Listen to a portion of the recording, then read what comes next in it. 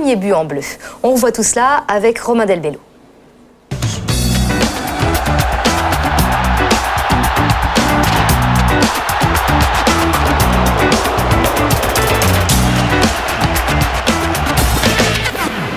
Belgique-France, mercredi dernier, 75e petit espace.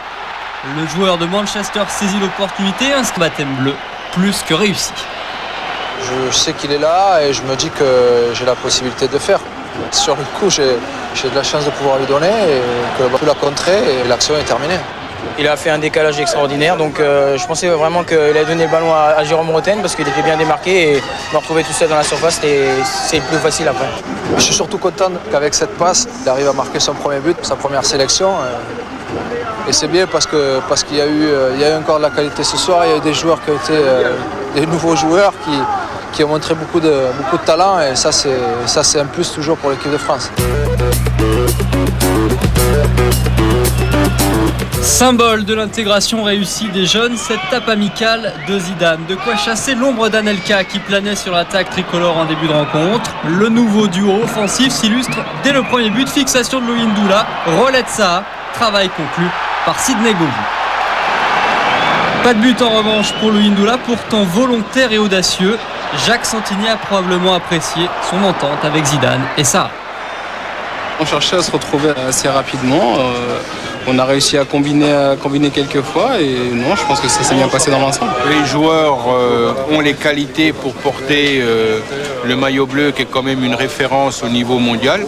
Et donc ces joueurs-là ont su le maîtriser parfaitement puisque l'un marque et l'autre est à l'origine du premier but.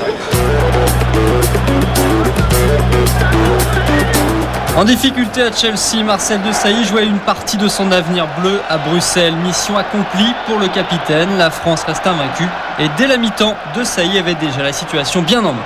Bravo Marcel pour votre première période. Ça s'est bien passé. Comme si c'était un miracle. Mais pas du tout. Merci beaucoup, monsieur Pascal. Le 31 mars prochain aux Pays-Bas, Jacques Santini n'a plus beaucoup de cartes à abattre.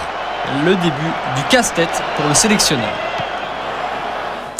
Et il n'y a plus que 2 matchs amicaux officiels pour l'équipe de France avant l'Euro 2004. On retrouvera les Bleus aux Pays-Bas le 31 mars prochain.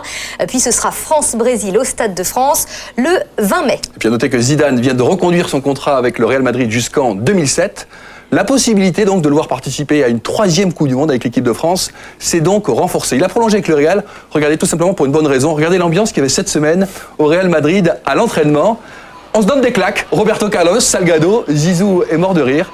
Bref, il se sent bien dans la cité madrilène et c'est pour cela qu'il a prolongé jusqu'en 2007. Cela nous entraîne directement au football.